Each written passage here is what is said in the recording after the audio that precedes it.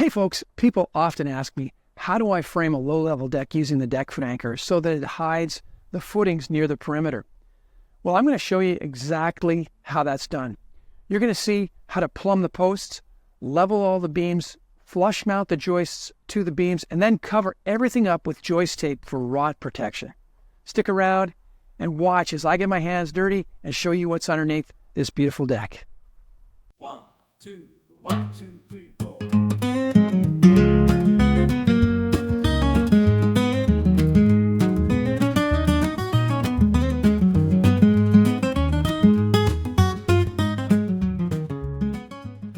Once we installed all of the footings, we then had to arrange them to get a reference point, put all these post saddles on one side of the deck perfectly in line with one another, and use that as our reference point. So we took the highest point here where I'm standing right now, we measured off below this particular deck to the correct drop. So it's a 13-inch drop. I split that 6.5. I took an inch off that for deck boards, and that would be the top surface of this beam, because these are going to be flush mount beams, beams that are set flush, joists that are set flush with the beams, because I don't have a lot of elevation to play with, and I want to really just meld it right into the landscape here. So so what we did is we plumbed in some posts here. I used one of these little post levels, which is a great little tool, because from 3 directions you can tell whether this is square. And then I shimmed it. You can see some of the shims are still here. I'll knock those off, but I know that each of these posts are perfectly plumb.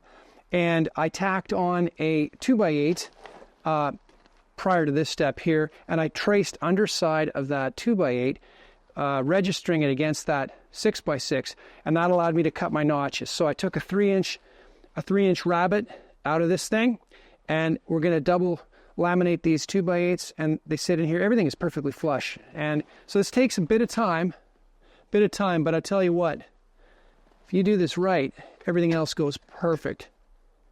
And even though you may not have all of your footings in exact location, there's a lot of latitude with the post saddle. You got 2 inches.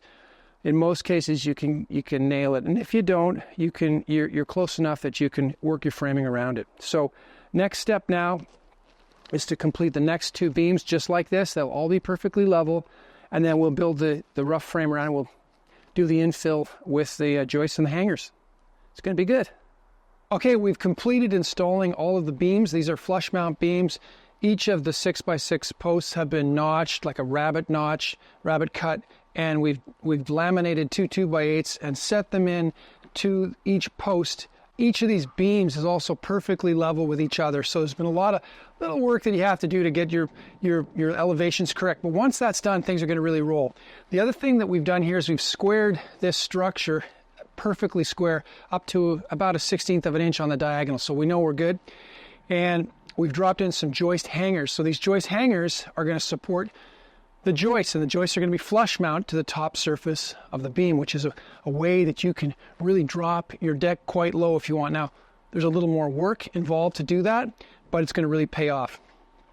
Other than that, one other thing to point out is that although we've tried to make these beams perfectly parallel one to the other and perpendicular off of this upper deck, the reality is when you're on the job site, you're probably not going to be perfect. And we weren't able to be perfect here either. There was a couple of posts, footings that had to be adjusted.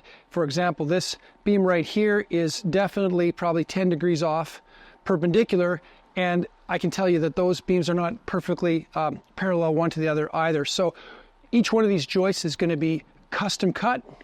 Custom cut takes a little bit longer, but in the end you get a perfect frame, and then the decking is just going to go real quick. So we're going to get started right now. Like what you see so far? Elevate your next backyard project by visiting us at store.dexco.com. See you there.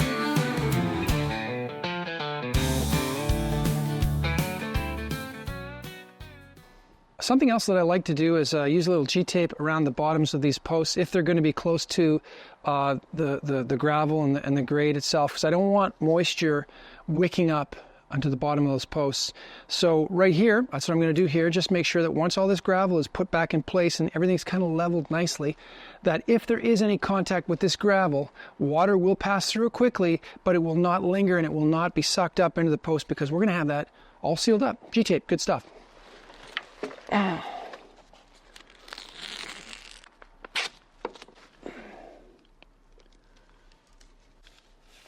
Okay, that goes on like that, and I want to make sure that it goes actually below the bottom of the post, so that if water were to track along it, it would dribble off and not get caught on the saddle itself. So we've got to be mindful of that and go as low as we can.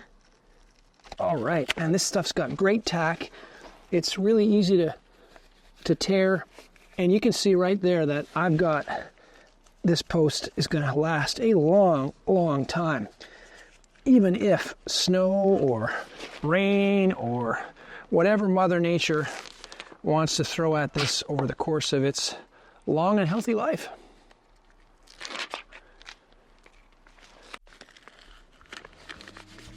Okay, there we go. We're ready to go.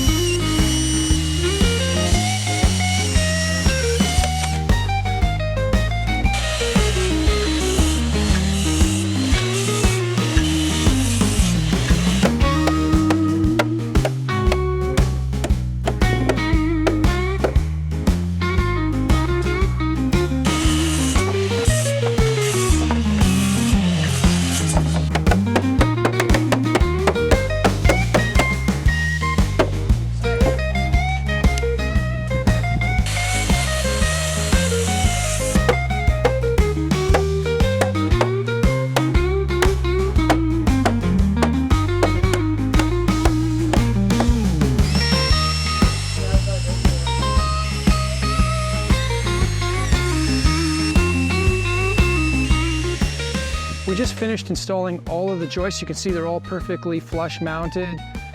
Joist hangers screwed in place, and this thing is really rock solid.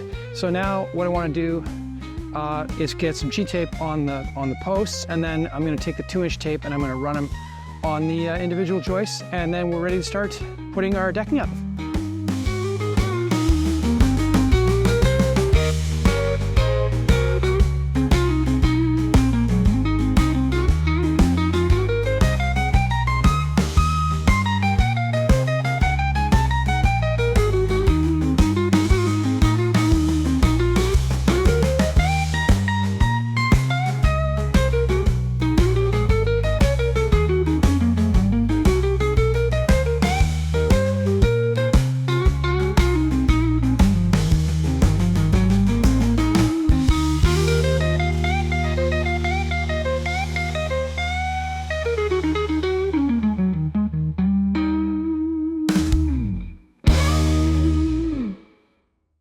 Well, we've taped the deck up. The joists are looking perfect. They're ready for a long life.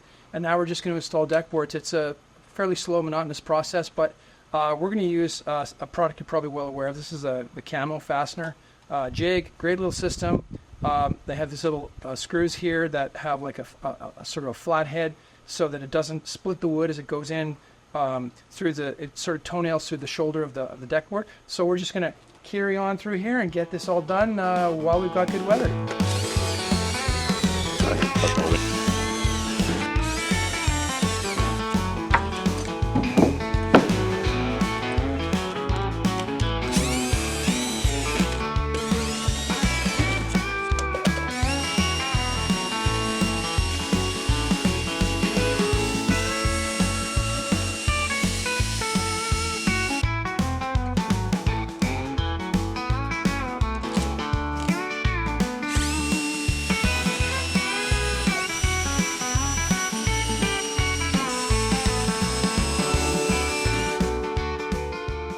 All right, we've pretty much finished all of the decking. As you can see here, we're going to put one last piece on to sort of finish it off. Then we're going to chalk line the perimeter, trim with a circular saw, maybe do some sanding, sweep up, and then we're done. We're ready to start building the pergola using the TOPS pergola connector system, which is going to be a lot of fun. So let's finish up.